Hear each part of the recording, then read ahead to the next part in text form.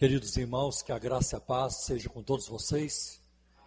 Eu conheci o reverendo Jubal num dos cursos lá no Mackenzie, e não demorou muito, ele começou a me chavecar para vir pregar aqui em Carapicuíba. A princípio eu não estava dando muita corda, mas depois eu percebi que ele estava falando sério, que ele realmente estava afim de me trazer aqui. Aí marcamos a data, no ano passado, então já faz tempo, né? E a data ficou marcada, e compromisso assumido tem que cumprir.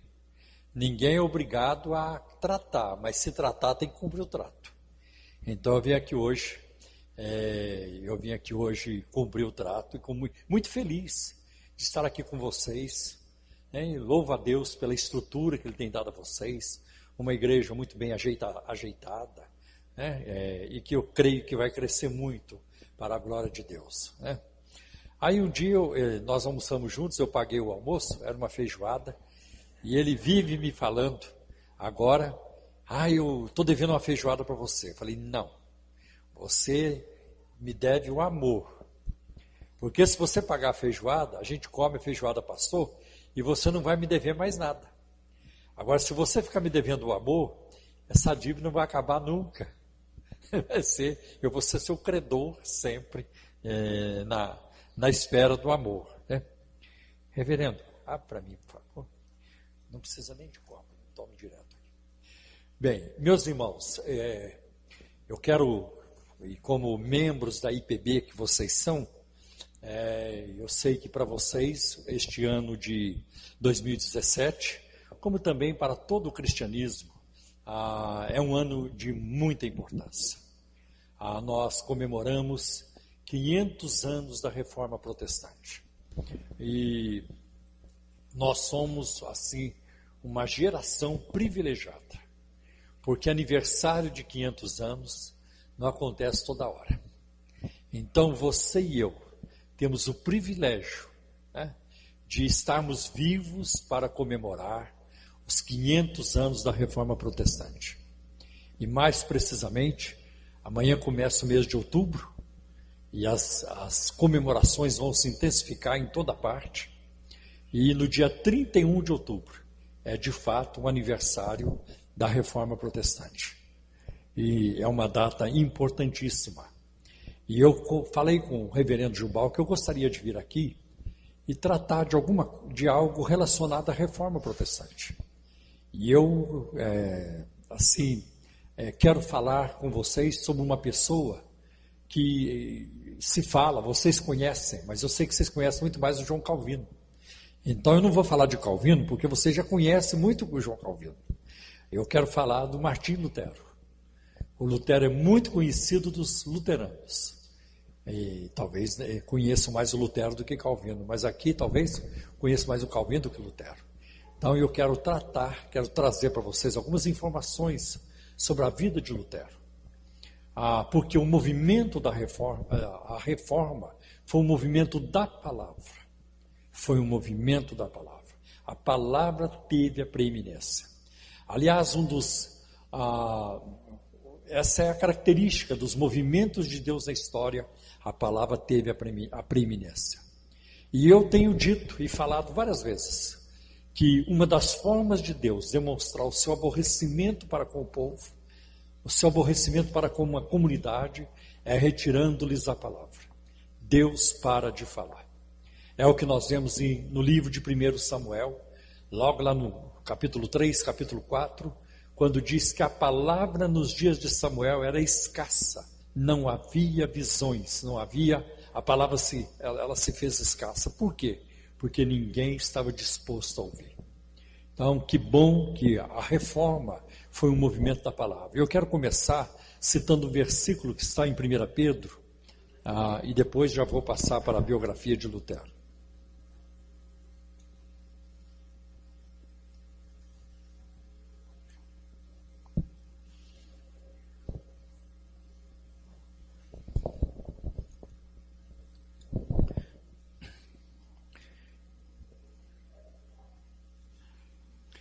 Primeira Pedro, capítulo 1, versículos 23 a 25.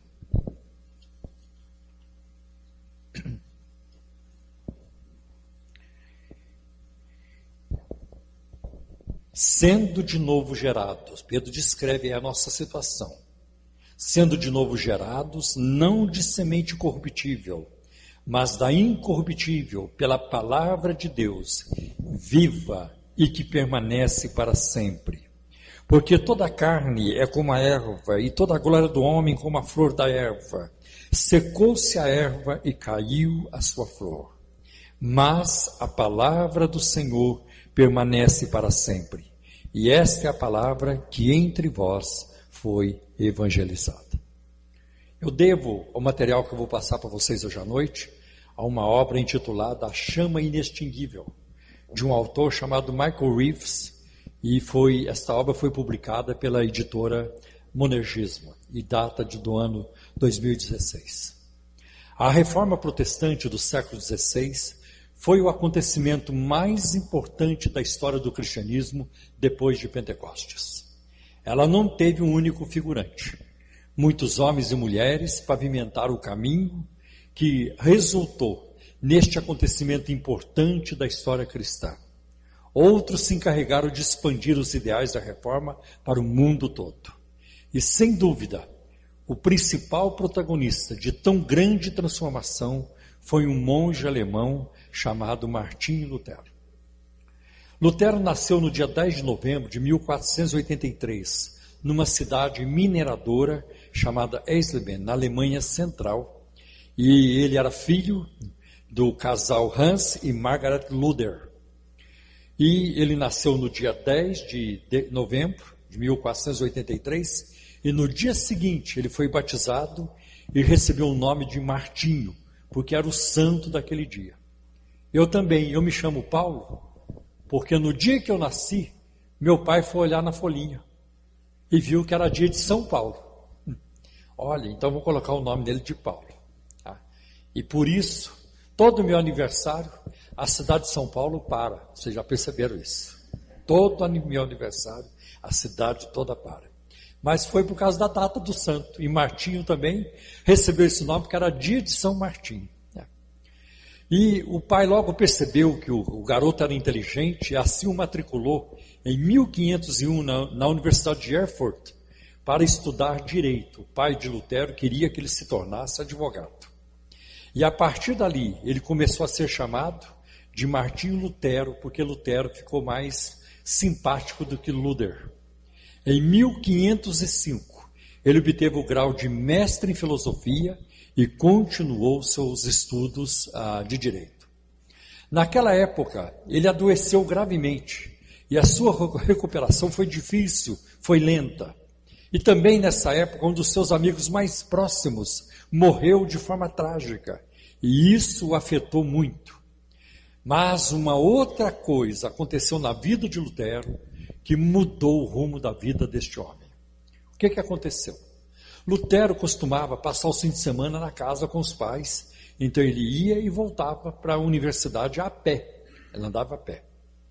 E num daqueles fins de semana, ele foi apanhado no meio de uma tempestade e um raio caiu perto dele. E ele ficou apavorado. Quando aquilo aconteceu, ele todo amedrontado, apavorado, e ele então clamou a sua santa de proteção, a Santa Ana. A Santa Ana, e na doutrina católica, a Santa Ana é a mãe de Nossa Senhora, a mãe de Maria. Então ele clamou: Santa Ana, me proteja e eu me tornarei monge. E ele fez aquele voto. E o voto é voto. E ele decidiu cumprir aquele voto contra a vontade do pai. O pai jamais queria que ele fosse para o convento. Mas no dia 16 de julho de 1505, ele ingressou no convento dos agostinianos na cidade de Erfurt. Agora, entrar no convento significava integrar um mundo de regras. Havia regras sobre como e quando ajoelhar-se, regras sobre como andar, como falar, para onde e quando olhar, regras como usar os talheres. Nas primeiras horas do dia, os monges deixavam suas pequenas celas e iam às horas canônicas na capela, começando com as matinas no meio da noite, então outra vez às 6 horas da manhã, às 9, ao meio-dia e assim por diante. Em outros momentos, a vida era dedicada a escalar a íngreme ladeira para o céu. Pensava-se que usar roupas de baixo que incomodavam e congelar no vento do inverno eram especialmente agradáveis a Deus. E de vez em quando Lutero não hesitava, em ficar sem comer pão e água por 3 dias. Tanto que muitas fotos de Lutero que você vê, ele está gordo. Muitas fotos de Lutero ele parece gordo, mas ele era magérrimo nesse tempo no convento. Ele só começou a engordar quando ele começou com a reforma protestante. Aí ele começou a engordar. Achei muito interessante isso. Agora eu me identifico com Lutero, porque eu também passei 5 anos no convento, eu ia ser padre. Eu me lembro da minha época no convento, no seminário, eu tinha muita sede espiritual. Então eu também dormia debaixo da cama, muitas vezes, à noite, para fazer sacrifício. Eu ajoelhava em cima de grãos de milho, grão de feijão, arroz, fazendo sacrifícios. Eu fazia muito, colocava pedrinhas dentro do meu sapato, para machucar os meus pés. E eu andando com aquela dificuldade, tentando, fazendo sacrifício para agradar a Deus. Só depois, quando eu comecei a ler a Bíblia, eu comecei a perceber, e eu fui evangelizado, e os meus olhos se abriram, e eu vi que o perfeito sacrifício já tinha sido feito na cruz, e que não haveria nada que eu fizesse para superar aquilo. Muito interessante. E no confessionário, Lutero deixava os seus confessores exaustos, levando até 6 horas por confissão, para catalogar seus pecados mais recentes. E ele confessava, e não parava de confessar. Um dia, um confessor dele falou para ele: Lutero, vai, mata alguém, aí você vai ter algum pecado para contar. Em 1507, Lutero celebrou a primeira missa, ele foi ordenado sacerdote. E de repente, enquanto ele estava no altar celebrando a missa, o terror tomou conta dele. Agora, pela primeira vez na vida, ele teria de falar diretamente com o juiz de toda a terra. Lutero jamais ousara fazer isso antes, sempre rezando aos santos ou a Maria. Como ele, pecador, poderia se dirigir ao juiz de toda a terra? Em 1510, Lutero recebeu a oportunidade da sua vida. Ele foi enviado para resolver assuntos de ordens monásticas em Roma. Algumas ordens estavam brigando entre si, então foi formada uma comissão, e Lutero, apesar de ser muito novo, ele já fez parte daquela comissão, porque ele era um moço muito inteligente, um monge muito capaz, muito inteligente. E eles fizeram a viagem a pé, da Alemanha até Roma, essa comissão, e Lutero no meio. E ali, quando ele chegou em Roma, os primeiros questionamentos surgiram na sua mente. Roma se tornara um frenético mercado espiritual, com todas as pessoas pagando por missas a favor de si mesmas e dos parentes falecidos. As missas eram realizadas 2 vezes mais rápido, tão rápido que não podiam nem ser compreendidas. Em uma igreja, 2 sacerdotes até celebravam missas ao mesmo tempo, num só altar. Isso levaria um monge sério a pensar, e Lutero ficou pensativo, questionando sobre isso. Então, Lutero decidiu também escalar a escada que supostamente, ele decidiu escalar a escaia, deixa eu ver como é que está aqui, a escaia santa, que é a escada sagrada. Esta escada estava ali em Roma, e os peregrinos subiam os seus degraus, ajoelhados, subiam ajoelhados, subindo os degraus. E era assim que se subia. Que escada era essa? Diziam que essa escada era a escada que Jesus subiu lá em Jerusalém, quando ele compareceu diante de Pilatos. Jesus subiu a escada para comparecer diante de Pilatos. E que aquela escada lá em Jerusalém ela foi transportada de forma sobrenatural para Roma.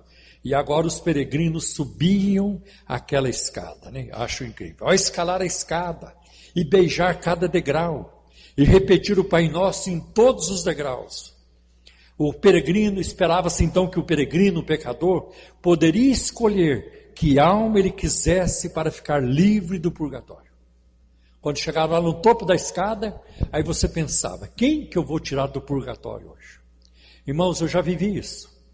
Eu me lembro da minha época de convento, de mosteiro, todo dia 2 de novembro, o dia dos mortos, nós ficávamos o dia todo em jejum e não podíamos falar com ninguém, só rezando as indulgências. 3 Pai Nosso, 3 Ave Maria, 3 Glória ao Pai. Porque cada vez que a gente fazia aquilo, era uma alma que saía do purgatório. E qual não era a minha alegria no fim do dia, ficar contando quantas almas não estavam mais no purgatório, porque eu fiz as indulgências e eu as tirei do purgatório. Era assim que eu vivia. E ali em Roma também, isso estava acontecendo. Subindo a escada sagrada, a escaia santa, para tirar as almas do purgatório. Evidentemente, Lutero apegou-se a essa oportunidade. Ele também queria fazer isso, e ele fez. Mas quando ele chegou no topo da escada, ele parou e pensou e fez a pergunta: quem é que sabe se isso é verdade? Quem é que sabe? Ao retornar à sua cidade, Lutero se tornou professor de Bíblia na nova Universidade de Wittenberg. A cidade podia ser pequena, mas era a capital do politicamente poderoso estado da Saxônia eleitoral e abençoada pelo eleitor Frederico o Sábio, quando este permitiu que sua fascinante coleção de relíquias fosse abrigada ali, fosse guardada ali. E era um lugar digno de peregrinação. A igreja do castelo continha 9 alas que exibiam com orgulho mais de 19 mil relíquias. Ali era possível observar um punhado da palha da manjedoura de Jesus. Estava lá na Alemanha. Um fio da barba de Jesus Cristo. Um prego da cruz. Um pedaço do pão da última ceia. Um galho da sarça ardente de Moisés. Um pouco do cabelo de Maria. E tinha ovo do Espírito Santo. A pomba botou, levaram o ovo lá para aquele lado. Né? E tinha mais coisa. Tinha até pedaços da cruz de Cristo. Mas era tanto pedaço da cruz de Cristo, mas tanto pedaço, que dava para construir uma floresta. Aí a turma perguntava, mas de que tamanho era essa cruz? Para ter tanto pedaço assim que dá para construir uma floresta. E a resposta foi, que é o milagre da multiplicação. Você vai tirando e a cruz vai repondo o pedaço que é tirado, alguma coisa assim. Muito engraçada essa história. A veneração de cada item valia a indulgência, de 100 dias, com um dia adicional por cada ala que alguém passasse. Isso significava que o piedoso visitante poderia somar quase 2 milhões de dias fora do purgatório. Fora do purgatório. Eu me lembro uma vez, o Paulo Maluf, ele deu essa declaração, que ele é um homem muito bom, que ele é muito certinho, e olha gente, se eu ficar no purgatório vai ser por 30 segundos, mais do que isso eu não vou ficar. Achei muito interessante também. Interessante. Havia um homem naquela época, chamado Johann Tetzel, que era o evangelista itinerante das indulgências. As indulgências foi um perdão que a igreja começou a vender, para que as pessoas não fossem para o inferno, fossem para o céu. O problema é que só quem tinha dinheiro podia comprar indulgências. E este homem, representante da igreja do Vaticano, Tetzel, ele então percorria as cidades da Alemanha vendendo as indulgências. Ele até criou uma frase que dizia assim: quando a moeda no cofre ressoa, a alma do purgatório voa. Assim que ele dizia. Outro dos seus jingles, dos seus versos populares era: coloque seus centavos no prato e os portões da pérola se abrem no ato. Eu vou repetir: coloque os seus centavos no prato e os portões de pérola se abrem no ato. Com seus sermões lúgubres e seu quarteto viajante, ele dificilmente era sutil. Sabe o que ele fazia? Ele virava para o povo e começava: vocês não ouvem o clamor, os gritos dos seus queridos, do seu pai, da sua mãe, dos seus parentes, sofrendo no purgatório? Você precisa adquirir indulgência para livrá-los de lá. Era assim que ele então levantava recursos, dessa maneira. E você não está ouvindo eles dizer: tem misericórdia de mim, porque estou passando por duro castigo e dor. Vocês não estão ouvindo isso? Ou você pode nos redimir disso com uma pequena esmola. E para isso o preço era uma pechincha. Ele nem mesmo pedia ao povo que se confessasse. Bastava o dinheiro. Então a indulgência salvaria a pessoa do purgatório, ainda que esse indivíduo fosse culpado de estuprar a mãe de Deus. Evidentemente, Tetzel fazia muito sucesso, e enquanto as pessoas se livravam do purgatório, o Papa conseguia dinheiro para reconstruir a Basílica de São Pedro como a joia da coroa do Vaticano. Por trás disso tudo, entretanto, havia um tom de descontentamento pelo fato de o dinheiro alemão estar sendo usado para financiar projetos arquitetônicos italianos. Mas ninguém se importava com isso como Lutero. Para o devotado monge, a maneira como essas indulgências estavam sendo oferecidas significava que ninguém precisava arrepender-se de seus pecados de verdade. E isso para Lutero era um escândalo. No dia de Todos os Santos, 1º de novembro de 1517, os méritos dos santos deveriam ser oferecidos em Wittenberg.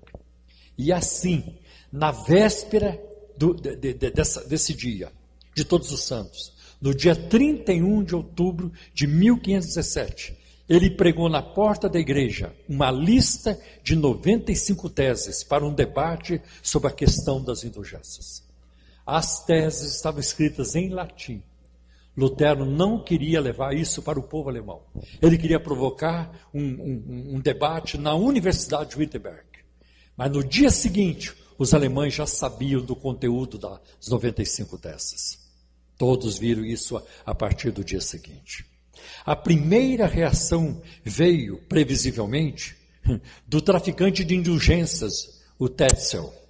Ele emitiu, de pronto, violentas exigências de que Lutero fosse queimado como herege, além de publicar uma resposta a Lutero com argumentos a favor da superioridade das indulgências sobre meros atos de amor, pois o amor próprio é superior ao amor ao próximo, dizia ele. Não demoraria muito para o clamor contra Lutero crescer, e no ano seguinte, em 1518, o Papa decidiu conferir a Rosa de Ouro, a maior honra que ele poderia conferir ao príncipe Frederico o Sábio, com a expectativa de que ele entregasse Lutero para ser julgado. Contudo, uma outra pessoa surgiu do catolicismo, chamado o John Eck, e ele era muito sábio, muito capaz, e ele teve também um debate com Lutero. E Lutero acabou dizendo para ele: olha, não adianta, eu não vou me alinhar com você, eu prefiro me alinhar com John Wycliffe e com John Hus. Esses homens já haviam sido mortos, ou pelo menos o John Hus havia sido morto na fogueira por Roma, porque ele também tinha as ideias da graça, e somente a graça, somente a fé em Cristo, e era contra os ensinos errados de Roma. Wycliffe era um professor de Oxford, e ele morreu. Depois que ele morreu, Roma mandou tirar o corpo dele do túmulo e para levar para a fogueira para queimar. Eles não abriram mão nem depois de morto. Bom, nos meses seguintes, voltando a Lutero, ficava cada vez mais claro para ele que se Roma considerasse o Papa uma autoridade acima da Escritura, ela jamais poderia ser reformada pela palavra de Deus. A palavra do Papa sempre triunfaria sobre a palavra de Deus. E nesse caso, o reino do anticristo estava estabelecido, e essa já não seria a igreja de Deus, e sim a sinagoga de Satanás. Lutero passou o ano de 1520 escrevendo. Na verdade, ele escrevia mais rápido do que 3 impressoras poderiam imprimir e foi obrigado a diminuir o ritmo para elas. Em vez de escrever em latim acadêmico, ele escreveu no alemão usado pelo povo, para que o povo comum, e não apenas os eruditos, pudesse entender o Evangelho. Sua velocidade extraordinária, seu estilo fácil e sua mensagem explosiva combinavam-se com as recém-descobertas maravilhas da impressão gráfica para, dentro de semanas, tornar Lutero o autor alemão mais lido naquela época. A principal obra de Lutero, a sua primeira obra, Carta à Nobreza Cristã da Nação Alemã, foi o toque da trombeta da reforma de Lutero contra as muralhas defensivas que Roma construiu ao redor de si. Havia 3 muralhas desse tipo, ele dizia. A primeira defesa de Roma era a alegação de que o Papa consistia no poder supremo na Terra. A segunda é que só o Papa podia interpretar as Escrituras. E a terceira, que ninguém, senão o Papa, detinha autoridade para convocar um concílio e assim reformar a Igreja. Com esses muros em pé, Roma era inexpugnável, Roma era irreformável. Um mês depois, Lutero publicou uma obra chamada Do Cativeiro Babilônico da Igreja. Essa obra se seguiu à primeira com um ataque contra a alegação romana de que a graça de Deus fluía apenas nos sacramentos controlados pelos sacerdotes. Depois veio a sua terceira obra, que foi Da Liberdade Cristã. Ele então já tinha desferido seus ataques contra Roma, e essa obra agora representava a explicação positiva do Evangelho, e ele a dedicou ao Papa. Pois apesar de todos os seus ataques a Roma e aos papas, ele ainda queria salvar o pontífice. Bom, e nessa época, nesse momento, o Papa então publica uma bula chamada Exsurge Domini, que significa erguei-vos, Senhor. Interessante que nessa bula, logo no início, o Papa já chama Lutero de o javali da floresta. O javali da floresta quer destruir a seara do Senhor. Então, em 1520, o Papa emitiu essa bula, né? E num decreto autenticado pelo selo ou bula do próprio Papa, ordenando que Lutero se retratasse em 60 dias. O Papa deu a ele 2 meses para retratar. E que encarasse a excomunhão e o banimento, sob o qual a ninguém seria permitido abrigá-lo ou sustentá-lo. Ao contrário, as pessoas seriam obrigadas a entregá-lo, a denunciá-lo. Isso confirmou o raciocínio de Lutero. Ninguém tentou refutá-lo com a Escritura. Uma prova para ele de que Roma não estava interessada na palavra de Deus, só em silenciar quaisquer ameaças à sua supremacia, colocando-se acima e contra a palavra de Deus. Roma só poderia ser um instrumento de Satanás. Sua intensa resposta foi um tratado intitulado Contra a Execrável Bula do Anticristo. Assim, quando o prazo de 60 dias terminou, o povo da cidade de Wittenberg foi convidado para ir a um fosso do lado de fora da cidade, chamado Fosso da Carniça, lá perto do lado de fora dos portões da cidade. Lutero apareceu ali quando o povo estava reunido. Lutero apareceu e queimou a cópia da bula com as seguintes palavras: pelo fato de vocês confundirem a verdade de Deus, o Senhor hoje confunde vocês, que sejam lançados no fogo. Com a bula foram queimadas obras de teologia e livros da lei canônica, destruindo em sentido simbólico todo o sistema eclesiástico da Igreja Romana. Era uma situação que o Sacro Imperador Romano não poderia tolerar. Lutero foi convocado ainda em 1520 a apresentar-se diante dele no próximo concílio imperial em Worms, no parlamento de Worms. E quando Lutero compareceu, e deram a ele mais um prazo: Lutero, vai e pensa, e amanhã você volta. E diga para nós se você se retratou, se você vai voltar atrás ou não. E Lutero saiu. E no dia seguinte ele voltou. E quando ele voltou, ele faz a seguinte declaração diante do parlamento: a menos que vocês provem para mim, pela Escritura, e pela razão que eu estou enganado, eu não posso me retratar, e não me retratarei. Minha consciência é cativa à palavra de Deus. Ir contra a minha consciência não é correto e nem seguro. Aqui permaneço eu. Não há nada mais que eu possa fazer. Que Deus me ajude. Amém. A partir daquele momento, Lutero passou a enfrentar a ira do imperador e do papa e a possibilidade de ser queimado. Depois da audiência, não demorou muito para o imperador declarar Lutero um cismático obstinado e herege manifesto, que não deveria ser recebido e lido por ninguém, sob a pena de castigo mais terrível. Lutero, entretanto, não ficou esperando a condenação em Worms. Ele já havia embarcado em uma carruagem para Wittenberg. No caminho, Lutero foi sequestrado por um grupo de cavaleiros a serviço do Frederico o Sábio, que criou um plano para proteger Lutero no castelo de Wartburg, lá na cidade de Eisenach.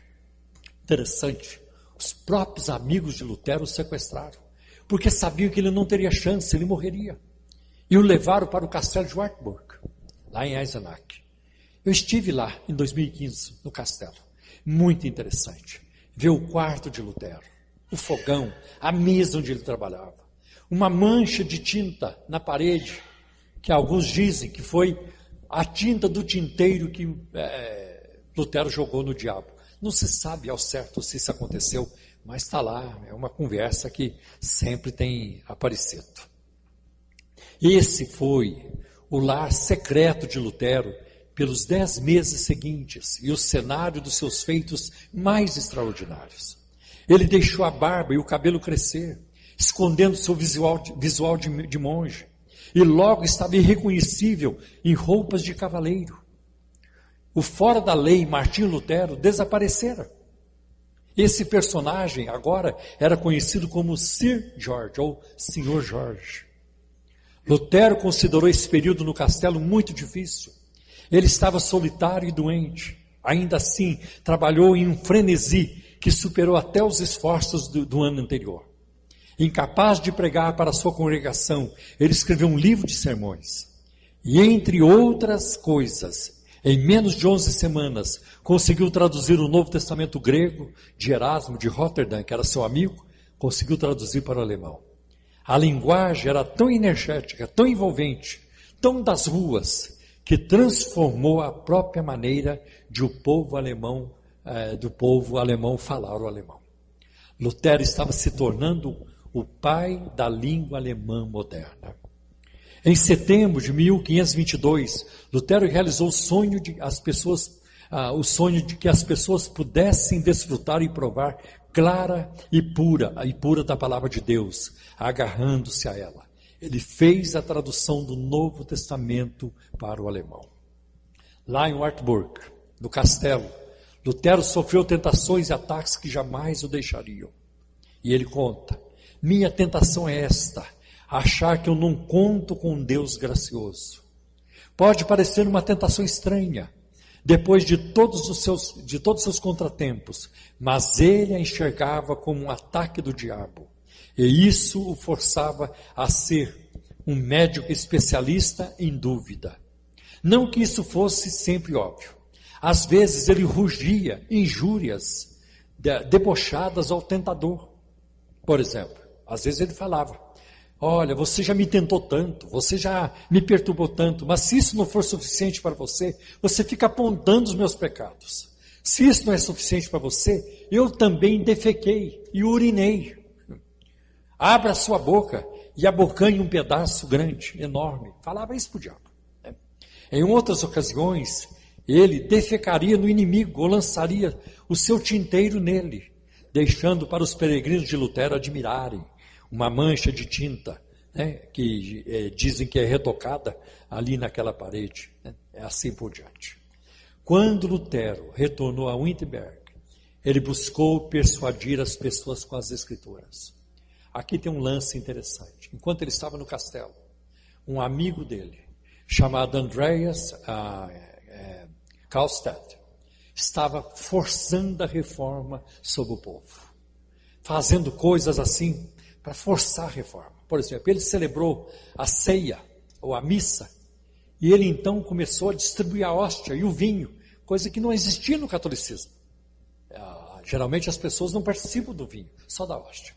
E ele começou a mandar as pessoas: pega a hóstia, põe na boca do teu irmão, agora você pega a hóstia, põe na boca do seu irmão. E teve um homem que não conseguia fazer aquilo, porque para eles era ensinado que a hóstia era o corpo de Cristo, literalmente. Como é que eu vou botar minha mão no corpo de Cristo? E ele, obrigando aquele homem não conseguiu, por mais que ele tentasse, não conseguiu colocar a sua mão na hóstia. E fazendo coisas, falando coisas sobre Maria, absurdas também. Então Lutero, quando ele chega, sai do castelo, até com o risco da sua própria vida, e ele vai a Wittenberg, e ele tem um reencontro com a sua igreja. Ele então persuade as pessoas pela Escritura. Ele chega e ele diz: gente, eu nunca forcei vocês, nunca forcei ninguém. Tudo que eu fiz pela palavra. E vou dizer para vocês, eu não fiz nada. A palavra de Deus fez tudo. Foi a palavra quem fez. E repetindo aquilo que eu disse aqui no início, a reforma protestante foi um movimento da palavra de Deus. E aí o que ele faz? Ele então elaborou uma liturgia que utilizasse a Bíblia, introduziu o cântico congregacional, porque até então só os padres cantavam, agora o povo começou a cantar junto, e compôs hinos para o povo alemão, e um dos famosos hinos de Lutero, o Castelo Forte, ele pegou uma música do folclore alemão e colocou uma letra, adaptou uma letra muito bonita, muito interessante. Em 1524, teve a Revolução dos Camponeses, se insurgiram na Alemanha, Lutero participou, conseguiu reunir a nobreza protestante e a nobreza também católica, e aquela luta foi vencida. O movimento fracassou pouco depois, mas cerca de 100 mil pessoas foram mortas, muito complicado naquele período. Pouco a pouco também, com a reforma progredindo, os conventos foram se esvaziando, e os monges e freiras foram se casando. Havia num convento 8 freiras. Lutero arranjou casamento, 9 freiras. Ele arranjou casamento para 8 freiras. E tinha uma freira que não queria se casar. Ela não queria se casar. Aí Lutero descobriu que ela não queria se casar porque ela gostava dele. E aí ele foi para o lado dela, conversaram, e o nome dessa freira, Catarina, vamos embora. Acho que o Lutero chegou lá e falou para ela: Catarina, vamos embora. E ela foi embora com ele. Catarina, vamos embora. Então foi assim. Em 13 de junho de 1525, com 42 anos, ele se casou com Catarina, vamos embora, 15 anos mais nova do que ele, e construíram o lar no antigo mosteiro, lá que eles fizeram a casa deles. Teve 3 filhos e 2 filhas. E uma coisa de chamar a atenção: Lutero orava mais de 3 horas por dia. Lutero orava mais de 3 horas por dia. Isso me tocou profundamente. Como é que um homem que escreveu tanto e que tinha tanta coisa para fazer, tão ocupado, mas ele separava pelo menos 3 horas por dia em oração. 2 vezes a tragédia atingiu a família de Lutero. As 2 filhas morreram jovens. Uma delas, a Madalena, nos braços dele. Ele foi vencido pelas lágrimas, mas fez o seu melhor para consolar o restante da família com a esperança do Evangelho. Ele disse: ela ressuscitará no último dia. Ele declarou diante do caixão. Isso foi dito com uma confiança que outrora ele teria considerado um pecado presunçoso. Depois tem também o relacionamento dele com Erasmo de Roterdã. Erasmo era um teólogo muito eficiente, católico, e também foi o Novo Testamento grego de Erasmo de Roterdã, que ele traduziu para o alemão, mas ele se afastou do Erasmo. Ele achava que o Erasmo queria muito proteger o Papa e o Vaticano, e ele queria destruí-los e não protegê-los. Foi assim que Lutero se portou. Bom, Em 1529, a Dieta de Speer declara a reforma fora da lei, ou a Dieta de Spira. Os príncipes evangélicos protestaram e daí surge o nome protestante. 1529, surgem os protestantes. E os primeiros evangélicos protestam, Lutero e Zwinglio encontram-se em Marburgo, mas não concordam sobre a ceia do Senhor. Para Zwinglio, a ceia ela é simbólica e ele não podia concordar com Lutero, que cria que Cristo estava literalmente presente nos elementos. Em 1530, 9 anos depois de Lutero aparecer diante dele em Worms, o imperador Carlos V decidiu convocar outra dieta imperial, desta vez em Augsburg.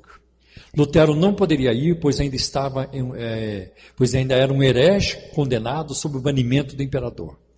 Ainda assim, em Augsburg, um jovem colega dele, amigo dele, o caçula dos amigos, chamado Philippe Melanchthon, compôs uma confissão de fé luterana para ser submetido ao imperador.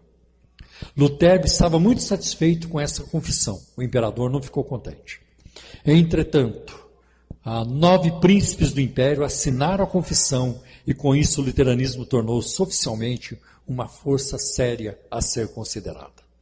E por trás desse crescimento inicial da reforma estava a incansável pena de Lutero. Ele gerou 40 volumes de comentários bíblicos, livros de sermões, tratados e obras teológicas. Mais importante que todos eles, contudo, é a sua tradução do Antigo Testamento para o alemão, completada em 1534 e publicada com prefácios, notas e ilustrações. Aqui vocês encontram, diz ele, aqui vocês encontrarão as faixas e a manjedoura em que Cristo repousa, mencionava no prefácio. Lutero sempre enfatizava que toda a Escritura trata apenas de Cristo, pois é apenas pela fé nele que alguém poderia ser salvo. Seus problemas com o livro de Tiago derivaram-se exatamente por esse motivo. Então, Lutero não gostava do livro de Tiago, porque Tiago fala, a fé sem obras é morta. Então ele gostava de Paulo, porque pela graça sois salvos por meio da fé, não vem das obras. Então, quando Tiago diz, a fé sem obras é morta, Lutero não gostou do Tiago. Se ele pudesse, ele teria arrancado o livro de Tiago da Bíblia. Agora, olha o que aconteceu. Num domingo, quando a passagem bíblica do dia era de Tiago, ele apenas leu o texto e então disse para a congregação, não quero pregar isso. E prosseguiu pregando uma outra coisa. Interessante isso. Em 1534, ele sofreu o primeiro de uma série de ataques cardíacos. Ao andar, sofria de um abscesso doloroso na perna, com frequentes e excruciantes dores ocasionadas por pedra nos rins. Ao trabalhar, ele lutava com fortes dores de cabeça, tonturas e um zumbido alto rugindo em seus ouvidos. Em janeiro de 1546, Lutero tinha 63 anos e se considerava muito velho. Contra os temores da Catarina, sua esposa, ele desafiou o congelante inverno da Saxônia ao viajar até Eisleben. Ele foi para lá para julgar uma disputa. Chegando lá, sentindo que não teria muito tempo, seus pensamentos voltaram-se para a ressurreição após a morte. Durante a ceia e a conversa foi sobre se reconheceríamos ou não uns aos outros na ressurreição. Ele tinha certeza que sim. Depois da refeição, ele sentiu dores e um aperto no peito. Deitando-se na cama, recitou o Salmo 31, versículo 5. Nas tuas mãos encomendo o meu espírito. E então, jocosamente, ele mandou os presentes orarem por nosso Senhor Deus e o seu Evangelho, que tudo fique bem com ele, pois o Concílio de Trento e o maldito Papa estão muito furiosos com Deus. Isso é uma piada que ele tentou fazer no fim da vida. A piada tinha uma mensagem séria. Sua morte não importava, pois o Evangelho é o poder de Deus para salvar e não pode ser silenciado pela morte de um servo ou a fúria de um inimigo. Por último, ao que parece, ao que quase pareceu uma repetição do seu julgamento em Worms. Os amigos ali, no momento final dele, perguntaram-lhe: Lutero, você está pronto para morrer confiando em seu Senhor Jesus Cristo e confessar a doutrina que ensinou em seu nome? Um claro sim foi a resposta. Pouco depois ele deu o último suspiro. Não havia sacerdotes presentes, não havia sacramentos administrados e nenhuma última confissão foi feita. Em vez disso, havia simples confiança diante de Deus. Tudo era um testemunho de como seu ensino havia mudado as coisas. Lutero foi enterrado embaixo do seu púlpito, aí na igreja de Wittenberg, na Alemanha. Irmãos, ao ler a vida de Lutero, eu fiquei muito tocado, extremamente tocado. Eu sou um cristão, sou evangélico há mais de 45 anos. E eu me converti numa igreja pentecostal em 1971. E eu ainda sou de uma época onde as igrejas tinham temor. Eu conheci um pentecostalismo de quebrantamento, de inocência, de lágrimas, de quebrantamento, de arrependimento. E eu nunca esperava viver para ver o que vejo hoje. Infelizmente, grande parte do campo religioso brasileiro, grande parte das igrejas brasileiras tornou-se inimiga ou inimiga do Evangelho, inimiga do cristianismo. É muito triste você conviver hoje com aquilo que se vê na televisão, com aquilo que se vê, que se ouve nos rádios, aquilo que se vê em toda parte. Um comércio generalizado. Aquilo que a igreja fez na Idade Média, a igreja evangélica faz hoje sem qualquer despudor, sem qualquer embaraço. É triste. Uma igreja hoje que é movida a campanha, a voto e a propósito. E você tem que comprar bênção. E você tem que levar um martelinho para casa. E tem a toalhinha. E tem também a rosa ungida. E tem o tapete ungido. É tanta bugiganga sendo trocada, sendo vendida como graça, como bênção de Deus e sendo trocada por dinheiro. É lamentável. Eu disse a vocês que uma das formas de Deus demonstrar o seu aborrecimento para com o povo é retirando-lhes a palavra. E infelizmente, grande parte da igreja evangélica brasileira não conhece mais a palavra. Eu tenho visto isso. Os crentes não conseguem mais citar versículos. João 3,16 será esquecido. Não vai faltar muito tempo para que seja esquecido. E daqui uns anos, os crentes não vão mais saber o que é o Salmo 23. É muito complicado o que está se passando hoje na igreja evangélica brasileira. Uma igreja que se distanciou da palavra, que prega por dinheiro, essa é a situação nossa hoje no campo religioso brasileiro. Nós não precisamos de uma nova reforma, como alguns apregoam.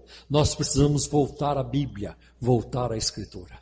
Todos os movimentos de Deus na história foram marcados pela palavra. Desde os dias de Josias no Antigo Testamento, quando o livro da lei foi encontrado na casa do Senhor, perdido, 49 anos perdido na casa do Senhor, até que a profetisa Ulda, ela encontra o livro e leva para Josias, e a nação é transformada pela leitura da palavra de Deus. E olha que naquele momento, o que eles tinham para ler? Era a Torá, era a lei de Moisés. E tem passagens cansativas da lei. Quando começa a descrever o tabernáculo, e os utensílios, e as cortinas, e os colchetes das cortinas, e a bacia, e os ganchos, os arcos no altar, os utensílios. E o povo, a Bíblia diz que ouvia de manhã até à tarde a leitura da Bíblia, e o povo chorava, debaixo do sol causticante, onde eles não tinham tanta coisa como nós temos hoje. A palavra de Deus mexeu. É assim que acontece. Nós vemos a mesma coisa. Depois que termina o período interbíblico, surge uma pessoa excêntrica pregando no deserto da Judéia: arrependei-vos, preparai o caminho do Senhor, o Messias está chegando. Era Deus falando com o seu povo novamente. E vem Cristo, Deus encarnado, a palavra encarnada, e Ele muda tudo. Jesus muda tudo, mudou minha vida e muda a história, e mudou a história deste mundo como nós sabemos. É pela palavra de Deus. Veja a situação da nossa nação, o caos em que nós estamos. O Brasil hoje é um país apodrecido moralmente, uma sociedade doente. Nós temos problemas seríssimos hoje no STF, no Supremo Tribunal Federal, na presidência, no Congresso Nacional. Já sabemos que este Congresso é o pior da história do Brasil. Uma sociedade doente, erotizada, uma sociedade presa em tanta coisa ruim. Aonde está a saída? Na palavra de Deus. Qual é a esperança? É a palavra de Deus. Se a palavra for anunciada, ela fará o seu trabalho. Ela não precisa de muletas, ela fará por si mesma o trabalho que ela tem que fazer. Foi isso que aconteceu na Alemanha, no tempo de Lutero, na Suíça, na época de Calvino, foi isso que aconteceu na Inglaterra de John Wesley, porque a palavra teve espaço. O Brasil precisa voltar para a palavra de Deus. E para este tempo, Deus tem chamado você, Deus tem chamado cada um de nós, para sem temor anunciarmos o Evangelho da graça de Deus, porque Ele se salva, Ele se liberta, Ele dá alegria que este mundo nunca vai dar. Não adianta você procurar alegria no poder, no som, na velocidade, no sexo, em tudo quanto é coisa que você quiser. Só Jesus pode dar alegria, constante, alegria eterna, e ninguém mais. Só Jesus pode fazer isso. Eu descobri isso aos 19 anos de idade, quando eu estava sendo evangelizado, e um dia andando pelas ruas de São José dos Campos, veio na minha mente: Paulo, a vida vai passar muito depressa, e você precisa da vida eterna.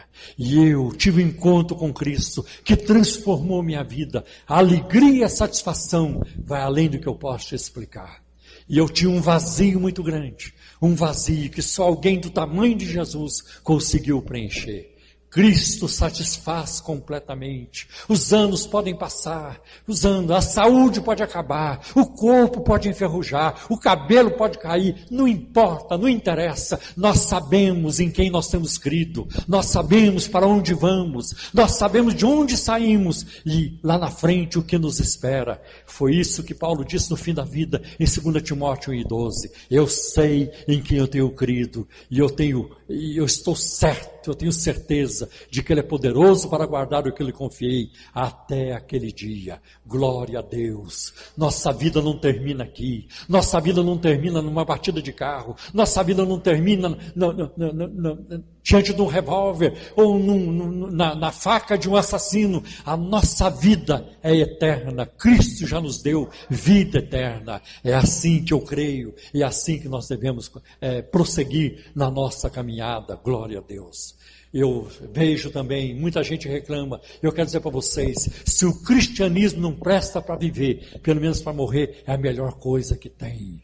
Quando chegar o momento final, quando você sabe, agora estou partindo, não vou mais voltar, você estará em paz, porque Cristo Jesus é aquele que atravessa o vale da sombra da morte e te leva ao porto seguro, ao porto desejado. Jesus fez isso por nós. Que maravilha! É isso que nós temos que apresentar. Jamais quero subir no púlpito para dizer que Deus vai te dar carro, e Deus vai te dar mansão, e Deus vai te dar uma viagem para Paris. Jesus não foi à cruz para isso de maneira alguma. Uma vez eu vi uma igreja distribuindo um folheto assim: marque com um X o que está faltando na sua vida. Uma igreja. Aí tinha lá um quadrinho para marcar: viagem, promoção no emprego, sucesso no amor, casa própria, carro. Não, Jesus não foi à cruz para essas coisas. Jesus foi à cruz para nos dar algo que dinheiro nenhum pode comprar: a salvação da nossa alma, o perdão, a vida eterna. E isso só Cristo pode te dar, ninguém mais vai dar. Não pense você que vai encontrar isso em Buda, em Maomé, em Allan Kardec, em qualquer outra religião, nem na nossa religião, nem na nossa igreja se encontra. É só em Jesus.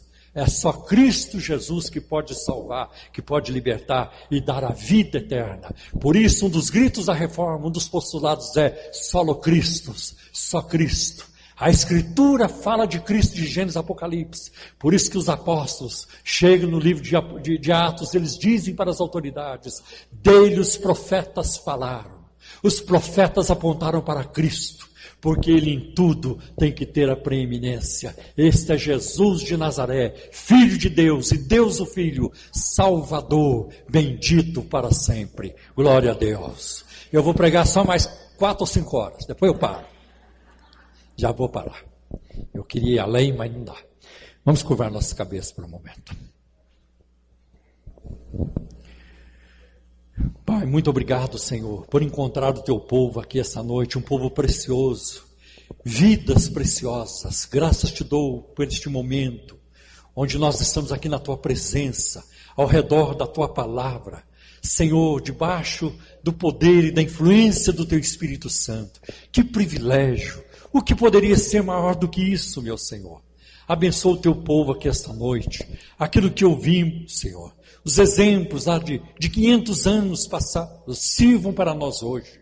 E que nós saibamos como nos comportar, como fazer, como participar, como ser agentes do teu reino, como compartilhar a tua palavra. Senhor, dá-nos sabedoria, dá-nos poder, dá-nos, Senhor, a unção do teu Espírito, a autoridade do alto, para anunciarmos a tua palavra, Senhor. Abençoa esta congregação, abençoa esta igreja, seus obreiros, o pastor da igreja. Senhor, envia um avivamento do teu Espírito, atrai as multidões neste lugar, para ouvirem a tua palavra. Salva as almas, transforma, liberta, Senhor. Nós te pedimos em nome de Jesus. Amém. Deus abençoe vocês. Que alegria eu estou sentindo aqui no meio de vocês. Deus abençoe.